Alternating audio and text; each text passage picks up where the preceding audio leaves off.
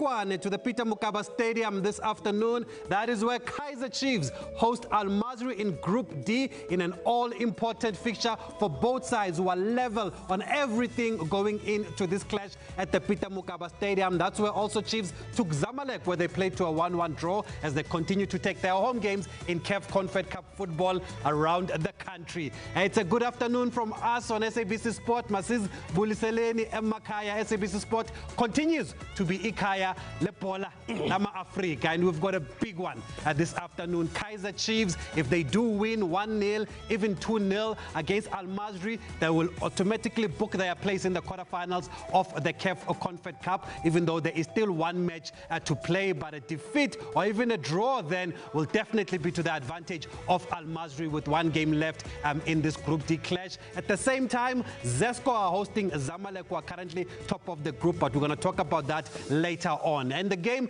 is so big that there's a 12th man at Peter Mokaba Stadium and there's the 13th man here in studio. The legends are here, Itumele Nkune as well as Dr. Kumalo. Chiefs need all the help they can get to get over the line, and that's why we've brought them here. Itu, I'll start with you. It's great to always have you here. How do you see this game? How would you describe this fixture?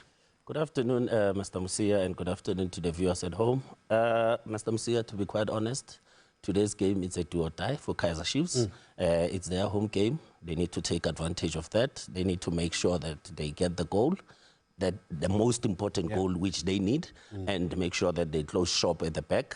They really need to keep a clean sheet today, get that one, and then go to the quarterfinals. But Al-Masry is not going to make it easy, and I hope that they come with the mindset that we beat Chiefs at home, and we are going to beat Chiefs at their home.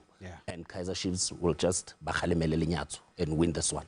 And now, Doc, for Chiefs, then, what mindset do they come with now for this game? Because they come off a defeat in midweek against the Stellenbosch. Now, is this the kind of game where tactics go out the window now and you must just be strong?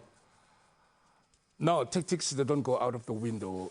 They actually regroup as a team. Because remember, the tactical and team performance is compromised. Now we're looking at the mental fatigue. I don't want it's a mental factor. It's a mental fatigue. Why I'm saying it's a mental fatigue? One, they just lost to Stellenbosch.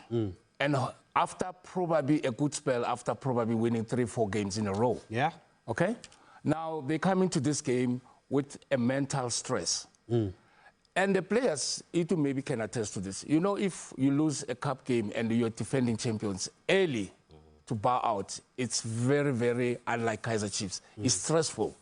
So players are bound not to have proper sleep. And remember, that's part of recovery. So now the coaches also tempered a bit in this group with the core of the team that has a continuity to probably say, today is a do or die, but this is the core team that we prefer to play today because we started Ngabo when we started. But how then now do you tactically come up with a winning team, yet you've been using 27 players in all 4 CAF games? So clearly there's no consistency. And remember, there's what we call the factors that influence performance. The most significant one is mental, then Guban is social. If me and Itu, we're going to play today, and I haven't played with Itu for the past 5, 6, 7 games, I tend not to understand what makes him tick. What is it that he believes in me? All of those things, those social factors, they go out of the window. Yeah, that's a very important factor that is being raised by Doc here. 27 players used in just 4 group matches, and we've already seen, we're going to get into the lineup. There are already changes even from the last game. But before we talk about Al-Masry then, Itu, how do they deal with this pressure? You've been in these games of consequence now. Do you embrace the pressure? Do you need senior players to stand up here? Now everyone needs to stand up, not only senior players. When you play for a club as big as Kaizer Chiefs, we don't look at anyone and say you are a youngster. You are a man. And this game needs men today to stand up and make sure that they get all the required results. I know the fans have been on the players' backs, but they have every right, you know, to demand more. I think players don't demand more from each other, and they need a wake-up call, and the fans have every right to demand that performance and the results today, because being the previous holders of Nedbank and being knocked out in the first round, what message are you sending to the fans? You are saying, okay, that means we were just honoring the match. Or are you choosing to say, is CAF more important than the domestic cups? Yeah. It needs to show. If you are a Chiefs player, you need to win every match. There's no friendly. We only play preparation matches when other people call it a friendly match. So when it comes to every cup, whenever you don the gold and black jersey, you need to deliver. You agree, Doc? Because usually, you know, the emphasis in world football is on the league and how you do in your continental competitions, not necessarily the domestic cup. But it seems like at Chiefs, you must win everything. It's been a norm.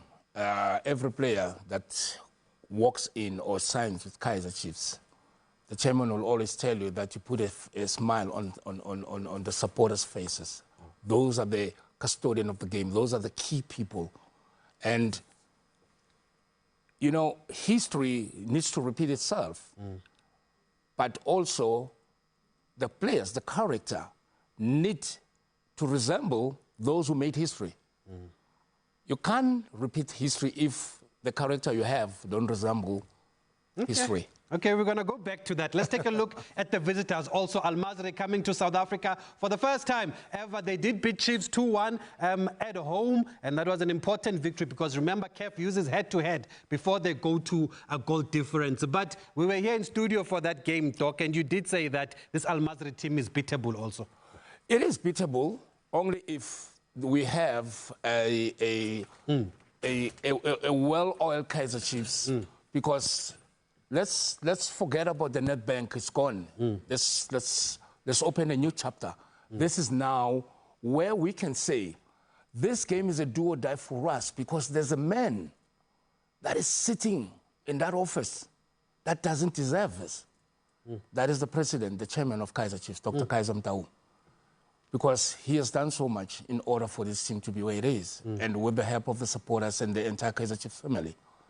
We're not bashing the players, but we just want them to know that they have to go to this game. They mustn't put themselves under pressure. But I'll give you a scoop.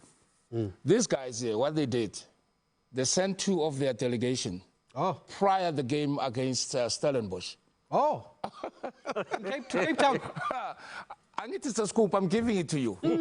They sent 2 delegation, but none of the media or Kaizer Chiefs knew about this. But my Scorpions told me.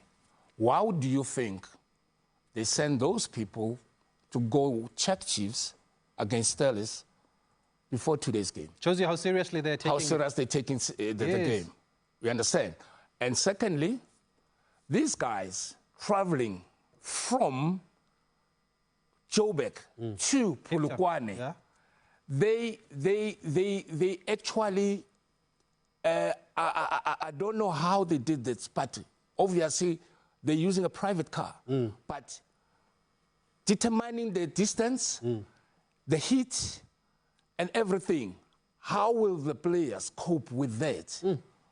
Because they wanted to see, okay, if we travel from OR Tambo to Polokwane, players, when we get to probably closer to Polokwane, will be tired. Because remember, travel is a load. So they did their homework.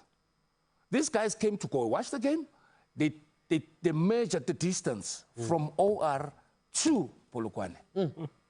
So clearly, we understand with these guys, they mean business. Yeah, they mean business here because they also know that even if they get a draw here, they've got Zesco at home in the last game. That will give them a great chance of advancing also to the quarterfinals. But some key players also with this Al-Masry's team. But here's what's important, and this is how we got to this stage. Al-Masry beat Chiefs 2-1 at home. Chiefs came back and drew with Zamalek, and they usually say, Itu, you must win your home games. Yeah, maybe that was 2 points dropped against Zamalek because they were able to beat Zesco at home. Yeah, that's very important, Brati, to win your home games, because traveling away from home is always difficult.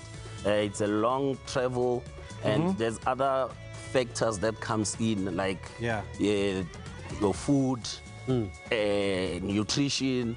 Sometimes it gets to you on the day of the match and you are unable to perform to your best. But at home, you have to take full advantage. Yeah, the good thing is that Chiefs have scored in all 4 of those games that they've played so far in the group stages.